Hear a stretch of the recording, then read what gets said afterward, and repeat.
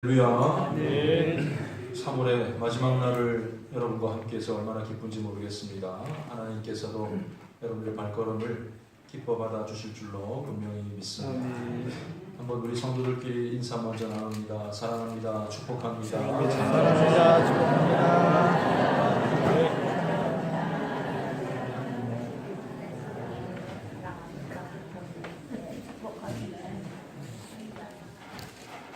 장로님 기도 중에 1, 4분기 이렇게 딱 나눠주시니까 정리가 잘 되는 것 같아요. 3월 말 1, 4분기를 은혜 가운데 잘 보내고 또 새로운 4월을 잘 준비하는 마음으로 믿음 안에 우리의 삶을 잘 써내려 갔으면 좋겠습니다. 프랑스의 인기 소설가 베르나르 베르베르라는 작가가 있는데 웃음이라는 책에서 비교적 가벼운 그런 내용들이 들어있는데 성공한 남자 거기에 대한 조건들을 이렇게 언급을 하고 있습니다. 아주 어릴 때부터 어린 나이도 성공할 수가 있는데 2살 때는 2살 때 아주 어리죠. 그때는 어떤 게 성공한 거냐 좀 민망하긴 하지만 똥오줌 잘 가리면 성공한 남자다 이렇게 인정을 해주면 됩니다.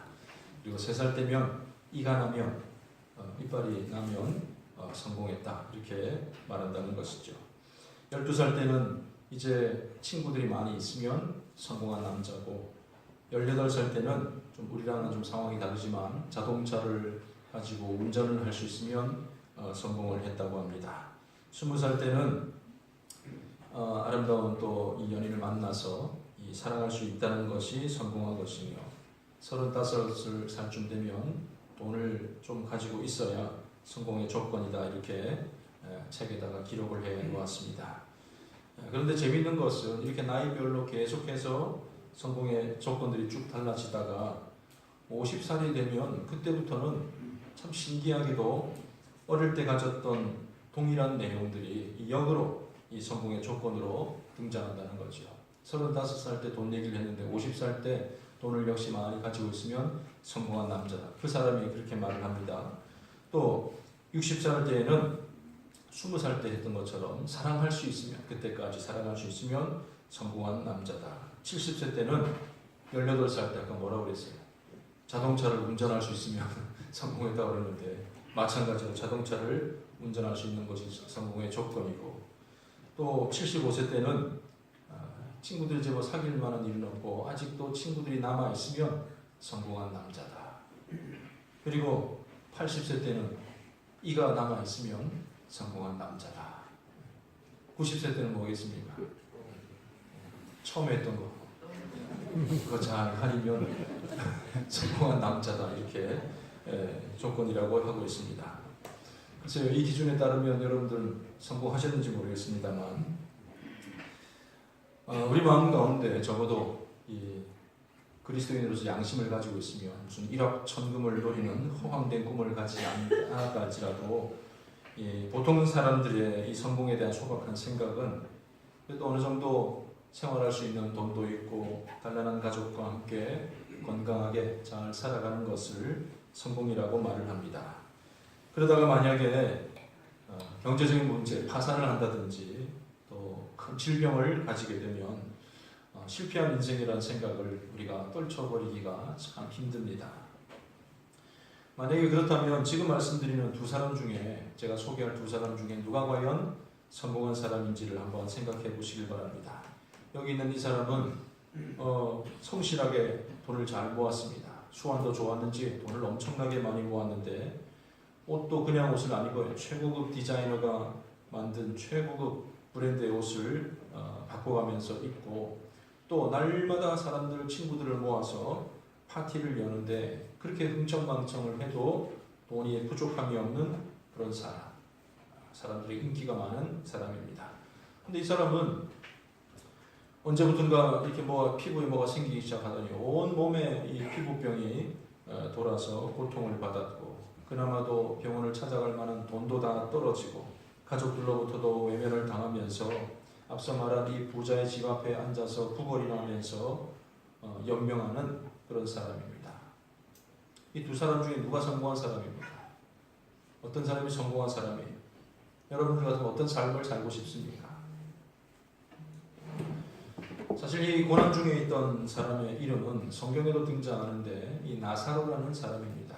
물론 실제 인물은 아니고 예수님께서 비유로 주시기 위해서 하신 말씀 가운데 나사로라는 이름을 주셨습니다. 누가복음 16장에 보면 이 두 사람이 다 등장을 하게 됩니다. 예수님께서는 너무나도 극단적인 삶을 살아가고 있는 대조를 이룬 이 사람을 소개하면서 우리에게 말씀해 주시고 싶은 것은 제일 중요한 것은 가장 비천하고 가장 밑바닥 같은 우리가 볼 때는 참 너무나도 안쓰러운 그런 삶을 산다 할지라도 제일 중요한 믿음이 가장 큰 성공이라는 것을 깨닫도록 해주기 위함이었죠. 다 이렇게 막 그냥 질병 가운데 있으면서 믿음 생활해라 이런 뜻은 아니고 비록 가진 것이 우리가 생각한 조건들을 하나도 못 갖췄다 할지라도 믿음이 있으면 그것 하나만으로도 우리는 성공을 했다라고 말씀하시는 것입니다. 영원한 위로와 은혜의 자리를 얻는 것이 이 땅에서 잠시 잠깐 이 좋은 것을 누리고 사는 것보다 훨씬 더 큰 성공의 조건이라는 것을 주님께서 말씀을 해주셨죠. 여러분들은 성공한 사람들입니까? 아멘. 세 사람만 성공하죠. 여러분들은 성공한 사람들입니까? 아멘. 예수님 믿지만 아직도 형편이 그냥 뭐 여의치 못해가지고 자꾸 그런 생각을 좀 떨쳐버리시고 나는 하나님의 자녀이고 하나님의 백성이고 하나님의 은혜의 자리에 나아갈 것을 믿고 확신하고 살아가시기를 바랍니다. 그런데 덧붙여서 생각해 볼 것은 이 세상을 사는 한 예수를 믿어도 우리에게는 이런 고난의 삶이 있을 수 있다는 것을 우리에게 말씀해 주고 계십니다. 우리는 예수를 믿지만 우리 마음 가운데는 여전히 세상 이 성공의 조건들로 여전히 세상 사람들과 똑같은 그 조건들을 갈망하고 그것을 기준으로 삼을 때가 종종 있습니다. 예수를 믿어요. 나는 예수를 믿습니다. 그러나 예수 믿으면서 건강하게 오래오래 살고 많은 돈을 가지고 살고 또 펑펑 쓸 수 있는 사람이 되어야 성공한 사람이라고 생각을 합니다. 나는 예수를 믿지만 그와 함께 자녀들도 잘 되고 좋은 대학 다니고 직장도 쑥쑥 잘 들어가야 되고 좋은 집에 살고 좋은 차를 타고 다녀야 성공을 했다고 생각을 합니다. 근데 이 생각은 우리만 갖는 것이 아니라 세상 사람들도 동일하게 갖는 거고 무슨 차이가 있는 것인가? 교회 다니지만 똑같고 안 다니지만 똑같고 무슨 의미가 있겠습니까? 그러다가 만약에 가난한 지경에 이르게 되고 실직을 하게 되고 자녀들 중에 장애를 가진 아이가 태어나고 본인이 큰 질병에라도 걸리게 된다면 예수를 믿는 사람도 자신감을 상실하게 되고 큰 죄를 지은 것처럼 고개를 숙이고 다닐 때가 많다는 것이죠. 많은 성도들이 착각합니다. 내가 고난을 당하면 하나님이 나를 이제는 사랑하지 않으시는가 보다. 혹은 하나님이 나한테 화가 많이 나셨나 보다. 나는 과연 하나님의 사랑을 받는 하나님의 자녀가 맞나 아닌가? 이런 데까지 가장 근본적인 부분까지 의심하게 되는 경우가 있습니다.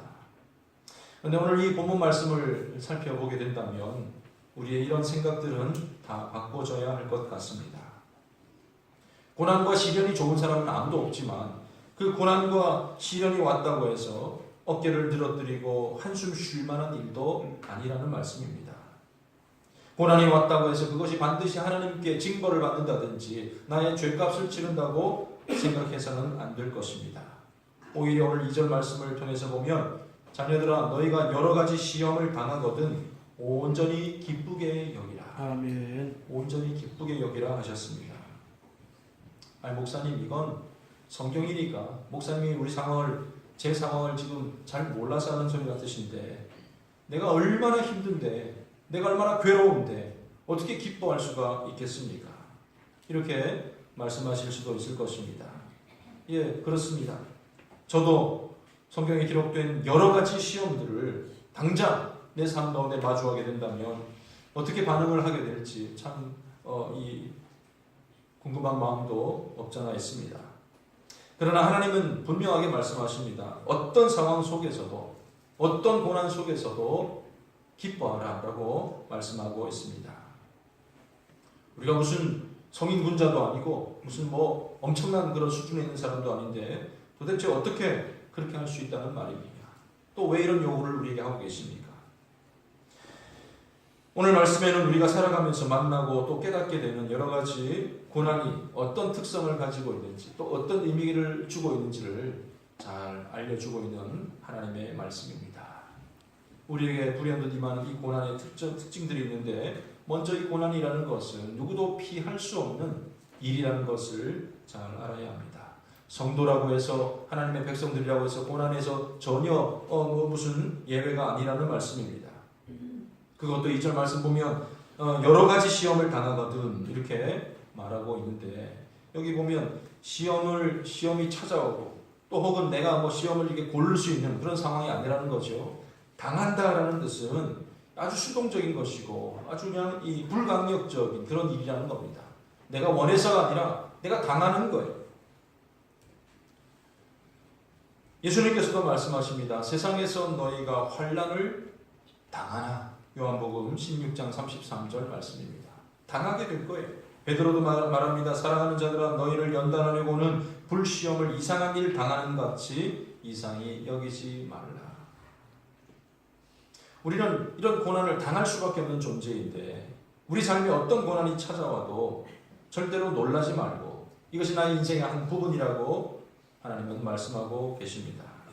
고난은 우리 삶의 자연적인 것이라고 말씀하고 있습니다. 그 누구도 예외가 되지 않고 피해갈 수 없는 인생의 한 부분이라는 것을 우리가 인정해야 할 것입니다. 물론 역사를 거슬러 올라가서 아담이 범죄하기 이전에는 조금 상황이 달랐습니다. 그때는 지금 겪는 고통이나 고난이 거의 없는 수준이었습니다. 죄로 인하여서 그것은 우리 모두 인류에게 전파되게 되었고 우리는 피해갈 수 없는 그런 고난의 자리에 우리는 나아갈 수밖에 없는 것입니다. 그런데 그 고난의 두 번째 특성은 종류가 매우 다양하다는 것입니다. 아까 말했다시피 여러 가지 시험을 당하거든. 여러 가지 시험을 당하거든. 이렇게 말씀하고 있지 않습니까? 우리 인생에는 정말로 이루 헤아릴 수도 없는 많은 종류의 고난들이 있습니다. 그리고 고난이 오려거든 하나 오고 통과하고 두 번째 오면 참 순서대로 오면 좋겠지만은 때로는 말 그대로 엎친 데 덮친 경우 산 넘어 또 산이 임하는 것처럼 우리에게 두 번, 세 번 연거푸 그런 일들이 발생할 때도 있습니다. 또 같은 단어를 사용한다 할지라도 사람마다 그 고난의 강도가 다르다는 것을 보게 됩니다. 아프다는 말, 아이고 아야 손가락이 무슨 가시에 찔려가지고 아프다고 해도 아픈 거죠. 또 어떤 사람은 온몸에 병균이 다 침투하고 더 이상 손 쓸 수 없는 상황 가운데서 아프다라고 말하는 사람도 있을 것입니다. 아이고 난 돈이 없어 그냥 뭐 죽겠네 이렇게 말하는 사람 중에 돈 없어서 나가서 맛있는 거 외식하지 못할 정도의 어떤 그런 수준에 있는 사람이 있는가 하면 정말로 다음 한 끼 먹을 만한 돈이 없어서 어떻게 내가 밥을 먹나 어떻게 연명하나 어떤 그런 고난의 자리에 있는 사람도 있을 수 있다는 말입니다. 너무나도 종류가 많아서 다른 사람의 고통들을 우리는 다 이해해 볼 수도 또 경험할 수도 없다는 것을 우리는 알 수가 있습니다. 세 번째로 고난은 우리가 예측할 수도 없습니다. 그 고난은 우리에게 불현듯 갑자기 다가오게 됩니다. 어떤 문제가 생겼을 때에 우리 마음 가운데 우리 생각 가운데 지금 이때는 아닌데 지금은 아닌데라고 생각해 본 경우가 얼마나 많이 있습니까? 뉴스를 보더라도 이 신혼부부가 이제 막 결혼을 해서 어디 신혼여행지로 떠나다가 사고가 나서 큰일을 당했다. 우리 마음속에 그건 아닌데 이제 결혼해가지고 돈을 벌어가지고 집을 사가지고 이제 첫 이사를 했는데 불이 나가지고 무슨 일이 생기고 지금은 아닌데 약속 장소에 늦을 것 사소한 일도 마찬가지죠. 이 약속 장소에 늦을 것 같을 때 꼭 가다 보면 그 길에 사고도 안 나던 길인데 또 사고가 나가지고 처리한다고 또 이렇게 막 서 있어야 되는 경우가 있고 주일 아침에 마음 먹고 예배를 나누려고 그러는데 하필이면 또 그냥 사소한 일로 서로 원망하고 불평한 일이 생길 때 지금 이런 일이 벌어졌을까? 이 정도면 참을 만한 일인데 처자식 한참 먹여 살려야 될 그때에 사업에 실패를 하게 됩니다. 이제는 인생의 여유를 즐겨야 할 때가 되었을 때에 중한 병을 얻고 생사를 오고 가는 그런 위기를 맞이하게 됩니다. 삶의 고난은 우리가 잠시 방심한 틈을 타고 찾아옵니다. 누구도 생각하지 못한 순간에 찾아오게 되고 전혀 준비가 되어 있지 않을 때 다가와서 우리를 당혹스럽게 만든다는 말씀입니다. 그런데 네 번째로 보면 그 고난에는, 모든 고난에는 또 이유가 있다는 것을 살펴볼 수가 있습니다. 그 고난에 관한 이유도 있겠지만 3절 말씀 보면 너희로 온전하여 조금도 부족함이 없게 하려 한다는 그런 말씀을 3절에 보면 믿음의 시련이 인내를 만들어내는 줄 너희가 알미라 라고 되는데, 앞에 것을 생략하고 만들어낸다라는 부분을 우리가 살펴본다면 어떤 것을 생산해내고 어떤 것을 결과를 도출해낸다는 것을 뜻하고 있는 것입니다. 그러니까 우리가 어쩔 수 없이 당면하게 된 그 고난이 우리의 삶을 피폐하게 만들고 황폐하게 만드는 것으로 끝나는 것이 아니라 그 속에 무엇인가 어떤 다른 결과를 만들어내는 특성을 가지고 있다는 것이죠. 고난이 때 꼭 내가 무언가를 잘못해서 찾아오게 되는 것이 아니라, 죄값을 치르라고 오게 되는 것이 아니라, 그 고난을 통해서 이 세상에서 무엇인가를 성취시켜주고 어떤 결과를 얻게 하는 나름대로의 가치를 가지고 있다는 말입니다. 그렇다면 내 삶의 고난에 담긴 하나님의 목적은 과연 무엇이겠습니까? 오늘 본문에서는 그 고난의 세 가지 목적도 말씀을 해주고 있습니다. 뭔가를 도출해낸다고 그랬는데, 먼저 그 고난은 믿음을 시험하기 위해서 찾아온다는 것입니다. 문제와 어려움들은 믿음을 테스트해 보기 위한 그런 이 것으로 찾아오게 되는 것입니다. 여기 시험으로 표현해 놓은 단어는 여러 가지 의미들을 가지고 있는데, 특히 은이나 이 금을 얻기 위해서 뜨거운 열로 달궈서 모든 불순물을 정제하는 것을 뜻하고 있습니다. 이런 시험을 받았던 대표적인 예가 바로 욥이라는 사람이었죠. 욥은 모든 것이, 또 갑자기 모든 것이 다 잘못되고 맙니다. 하루아침에 가족들을 다 잃게 됩니다. 재산과 친구들, 그리고 집과 건강까지 통째로 다 잃어버렸습니다. 너무나도 큰 시험을 받게 되었던 것이죠. 하나님은 이런 고난과 문제를 통하여서 욥의 믿음을 시험하기 위해서 그가 시험 겪는 것을 허락하셨다는 사실을 보게 됩니다. 하나님께서는 우리의 유익을 위해서 때로 시련을 직접 주시기도 합니다. 히브리서 12장 8절 말씀 보면 징계는 다 받는 것이거늘 너희에게 없으면 뭐라고 그랬습니까? 사생자요, 친아들이 아니다. 아유 저 그냥 데려다 키우긴 키우는데 나가서 뭘 하든지, 무관심한 사람은 사랑이 없는 것 아니겠습니까? 잘못된 것을 바로잡아주고 더 나은 삶으로 이끌어가기 위해서 때로는 부모로서 징계를 하듯이 하나님께서 그렇게 시련을 허용하신다는 것입니다. 여러 가지 어려운 시험들은 우리를 덮고 있는, 위장하고 있는 그런 가식적인 것들을, 거짓된 것들을 다 풀어헤쳐 버립니다. 그리고 그 속에 담겨져 있는 우리의 진짜의 것을 밝히 드러내게 되는 것이죠. 야고보는 우리가 당하는 문제들의 첫 번째 목적이 우리의 믿음을 시험하기 위함이다라고 말하고 있습니다. 우리의 믿음은 모든 것이 계획한 대로 착착 순조롭게 잘 될 때에도 자라날 수가 있겠지만, 그 일들이 계획대로 진행되지 않을 때에 더 성장하게 되어 있습니다. 그것을 어떻게 극복하느냐, 그것을 어떻게 헤쳐나가느냐에 따라서 말입니다. 두 번째로 우리에게 임하는 고난은 인내심을 키워줍니다. 삶에 찾아온 문제들이 지나간 후에 남는 것은 상처투성이만 남아있는 것이 아니라 그러한 상황들을 참아내는 힘과 능력이 내게 향상된다는 뜻입니다. 또 한 번 겪어본 일은 또다시 다가올 때 이겨낼 수 있는 그런 능력을 우리가 갖출 수 있게 됩니다. 군대에서 젊은이들이지만, 혈기 왕성한 젊은이지만 좀 참아내기 힘든 것 중에 하나가, 훈련 중에 참아내기 힘든 것 중에 하나가 바로 이 가스실, 화생방 훈련 아니겠습니까? 훈련소 때 처음 가스실 들어갔을 때는 야, 참 이런 게 다 있네. 이 정화통 제거 이렇게 노래 부르라 보니까 원치 않아도 눈물이 줄줄 나오고 온 몸에서 물이랑 다 나오면서 어떤 친구들은 막 옷을 막 찢고 막 죽겠다 그러고 막 뛰쳐나가고 난리 법석이었지. 남자분들은 아시겠지? 1년에 한 번씩 유교 훈련하면 최소한 2번, 3번 정도는 하고 나오는데 나중에 한 병장쯤 되니까 가스실 들어가도 해라 이러고 참을만 하더라고요. 마실만 하더라고요. 한번 몸이 경험해봤고 어떤 것이라는 것을 아니까 내성이 생긴 거고 또 참을 수가 있게 되는 것 아니겠습니까? 고난을 한번 겪어보면 우리의 믿음이 자랍니다. 인내력이 커지게 되어 있습니다.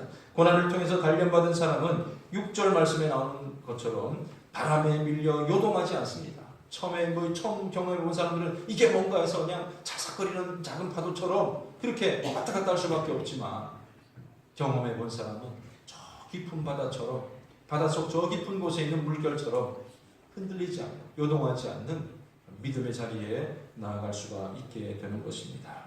세 번째로, 고난은 나의 성품을 성숙시켜 줍니다. 4절 말씀 보면 이는 너희로 온전하고 구비하여 조금도 부족함이 없게 하려 합니다. 아멘. 야고보는 말합니다. 하나님께서 우리의 고난을 사용하셔서 더 성숙한 성품을 갖도록 하신다라고 말씀하고 있습니다. 오늘 우리는 이 세상을 살아가면서 좋은 성품을 소유하며 살아가야 할 것입니다. 나는 구원받은 내 영혼은 저 천국 갈 건데, 그렇게 하면서 우리 삶에 대해서 돌아보지 않는 것은 참 무책임한 행동입니다.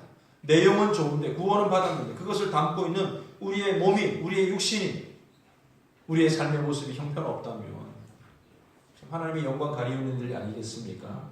그래서 크리스찬이라면 예수님을 닮은 삶을 살아가야 할 것입니다. 언제, 어디서나, 어떤 상황에서든지 예수님처럼 말하고, 예수님처럼 행동하고, 예수님처럼 생각하고 살아가야 할 것입니다.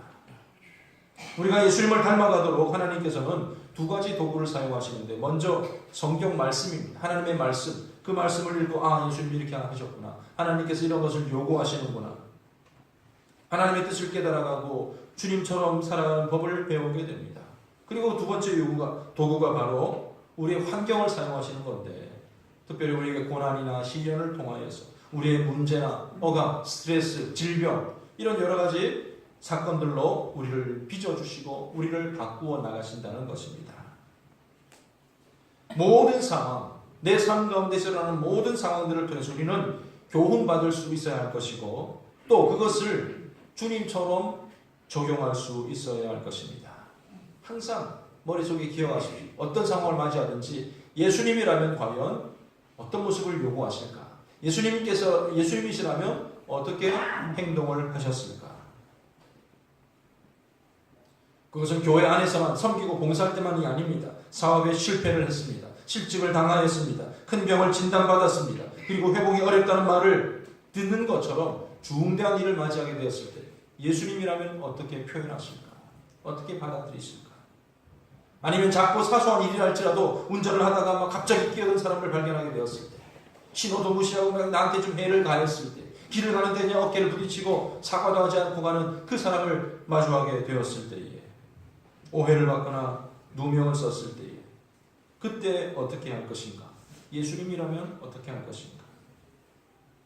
그리고 그런 문제들을 통해서, 그런 교훈을 통해서 거쳐나오는 삶의 행위들을 통해서 우리의 성품도 부족함이 없는 자리까지 나아가야 할 것입니다. 나는 원래 이래, 내 성격이 원래 이래, 끝까지 주장하지 마시기를 바랍니다. 주님을 닮아가는 저와 여러분들의 삶이 되어야 될 줄로 분명히 믿습니다.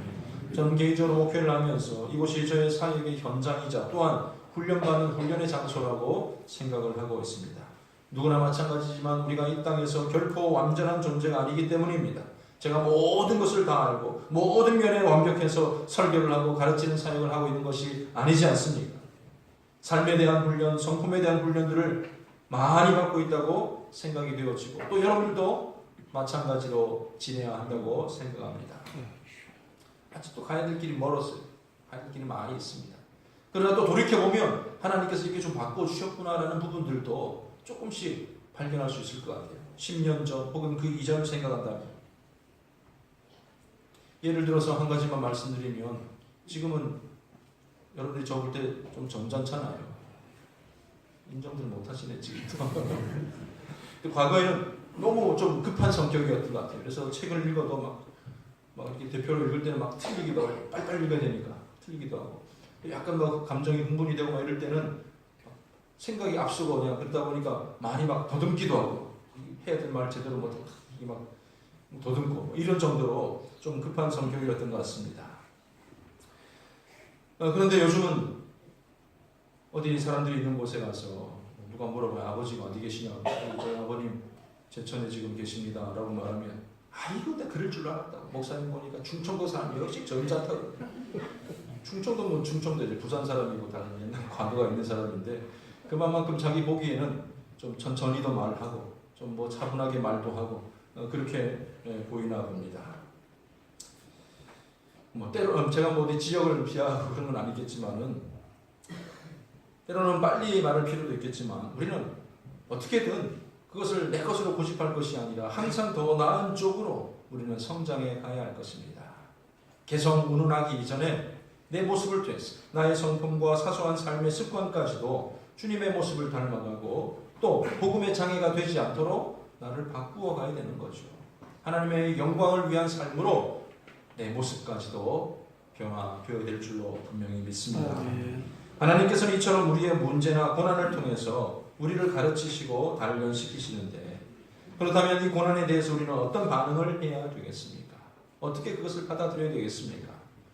오늘 그 비결 3가지만 말씀을 드리고 마치고자 합니다. 이 3가지는 들어보고 해도 그만 안 해도 그만이 아니라 하나님께서 반드시 해야 된다고 말씀하고 있습니다.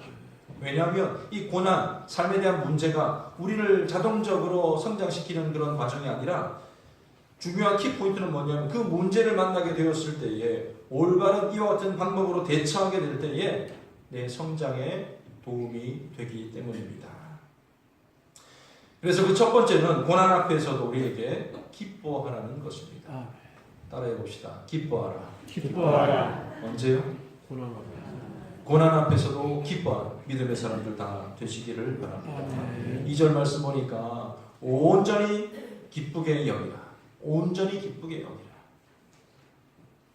이 말씀에 대해서 오해하지 말 것은 뭐 그냥 힘들어 죽겠는데 힘들면서도 좋은 것처럼 가장하라는 말씀이 아닙니다. 아무 문제가 없는 것처럼 행동을 하고 거짓말하면서 거짓 웃음을 지으면서 모든 것이 다 잘 되어가고 있어요 라고 그냥 웃으며 지내라는 그런 말은 아닙니다. 솔직히 성도들 보면 이 표정 연기가 아주 뛰어납니다.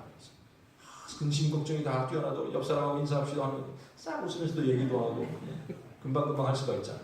그리고 왠지 내가 고난 받고 있는 것을 들키면 그냥 왠지 내가 지는 것 같고 그래가지고 현실을 부정하면서 아이고 나는 파산했지만 버림받았지만 내 아들이 집을 떠나버렸지만 나는 기쁩니다. 이를 부득부득 갈면서 이야기하는 것이 아닙니다. 사실 그 모든 일들은 우리가 전혀 기뻐할 만한 조건들이 아닙니다. 그 일들로 인해서 고난으로 인해서 기뻐하라는 것은 그 상황 속에서도 일단은 그 상황 속에서도 기뻐할 수 있기를 배우라는 말씀입니다. 잘 들으셔야 됩니다. 그 상황이 기쁜 것은 아니지만 그 속에서도 절망하고 굴복하고 엎드려서 그냥 눈물만 지을 것이 아니라 기뻐할 수 있는 사람이 되라는 것이고 그 문제 가운데서도 기뻐하라는 것이지 문제 때문에 기뻐하라는 것이 아니라는 말입니다. 그렇다면 문제가 있는데 당장 해결되지 않은 문제가 있는데 어떻게 기뻐할 수가 있겠습니까? 그것은 하나님을 바라보는 거예요. 이 문제를 통해서 내게 원하시는 하나님의 목적이 있다는 것을 깨닫는 것입니다.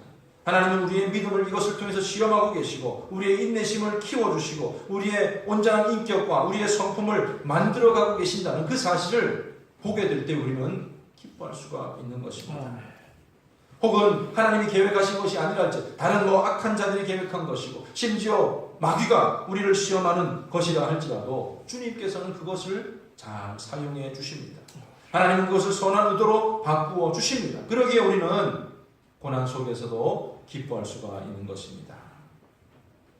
야고보는 여기 보면 기쁘게 여기라라고 하고 있는데 여기 단어도 여긴다는 말은 이 참 중요한 단어인데 그렇게 아까 당한다는 것은 내가 당하는 수동적으로 당하는 것이지만 어떻게 여긴다는 것은 의도적으로 내가 주도적으로 그런 생각들을 품는 것을 의미하는 겁니다. 다른 말로 하면 선택이라고 말할 수가 있을 것입니다. 성도들은 문제를 문제로 여기지 않고 그 속에서 하나님의 목적이 있다고 여길 것이기 때문에 기뻐할 수가 있습니다. 그 문제 앞에서 기뻐할 수 있느냐는 혹은 기뻐하지 못하느냐는 우리의 선택에 달려 있다는 것입니다. 삶에서 일어나는 문제들을 결코 피할 수가 없습니다. 문제 자체는 피할 수가 없고 우리의 삶에 파고드는 것을 막을 수도 없지만 그 생활을 상황을 불행하게 여기느냐 마느냐는 우리가 선택할 수가 있는 것이죠. 상황이 좋지 못하다고 해서 불행할 필요가 없습니다. 기뻐하는 것이 선택입니다. 어떻게 받아들이고 여기냐에 따라 달려 있다는 말씀입니다. 성경에 나온 사람 중에 다윗만큼 많은 고난을 당한 사람도 없을 것입니다. 그의 고난의 모든 상황들은 시편에 고스란히 다 드러나고 있습니다. 모든 말씀들을 보면 고난당하고 역경 가운데 있는 상황들이 포함되어 있어요.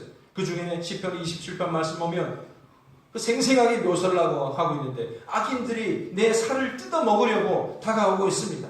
한두 명이 아니라 군대가 일어나서 전쟁하듯이 나에게 달려오는 그런 상황입니다. 그러나 그는 선택합니다. 내가 두려워할 것이 아니라 하나님을 바라보겠습니다. 아멘. 그런 일이 여전히 존재하고 있지만 나는 여호와의 집에 살면서 여호와의 아름다움을 바라보겠노라고 고백하고 있습니다. 그는 온전한 좋은 선택을 하게 된 것입니다. 어떤 일이 있어도 기뻐할 수 있다는 것은 여러분들의 선택이라는 것을 잊지 마시기를 바랍니다. 아멘. 두 번째로 고난 중에 우리가 취할 수 있는 행동은 하나님께 간구하는 것입니다. 문제를 들고 하나님의 도움을 요청하는 것입니다. 하나님께 지혜를 구하는 것입니다. 너희 중에 누구든지 지혜가 부족하거든 모든 사람에게 후히 주시고 꾸짖지 아니하시는 하나님께 구하라. 그리하면 주시리라. 아멘. 우리는 이 말씀만 또 띄어내고 구하면 주시겠지, 나무라지 않는 하나님께 주시겠지라고 표현을 이렇게 이해하기 쉽지만 문맥을 보면 우리가 지혜가 없을 때 구하라고 그랬잖아요. 하나님께서 주신다는 건 뭘 주신다는 얘기입니까? 지혜. 어떤 지혜? 고난 가운데서도 기뻐할 수 있는, 이것을 통해서 하나님께서 나를 연단하시고 믿음의 더 나은 자리로 이끌어 주겠다는 그 지혜를 하나님께서 주신다는 말씀입니다. 고난을 맞이하게 될 때 주님 이 상황을 통해서 제게 무엇을 깨닫기를 원하십니까? 주님 저에게 무엇을 가르쳐 주시길 원하십니까? 물을 수 있어야 할 것입니다. 하나님은 이 상황을 통해서 여러분들의 믿음과 인내 성품을 만지고 계시다는 것을 믿기 때문입니다. 마지막으로 고난 앞에서 우리는 하나님께 맡기는 삶을 살아가야 할 것입니다. 6절 말씀에 조금도 기도한 후에 조금도 의심하지 말라는 것은 하나님께 이제 맡기라는 거예요. 하나님께서 알아서 해주실 것이니까. 하나님께서는 나에게 어떤 것이 가장 좋은 것인지를 잘 알고 계십니다. 우리는 하나님의 뜻에 따르고 동역하면 되는 것입니다.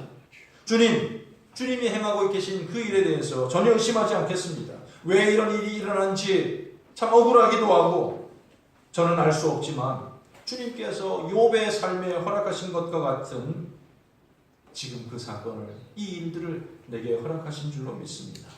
주님께서 행하시는 그 일을 제가 의심하지 않겠습니다. 이러한 고백들이 오늘 우리 가운데 있어야 할 것입니다. 아멘. 요셉은 17살이 될 때까지 아버지의 사랑을 받는 아들로 살아갔습니다. 놀라운 사랑을 받았죠. 그런데 그에게 닥친 고난은 일순간 하루아침에 이루어진 것이었습니다.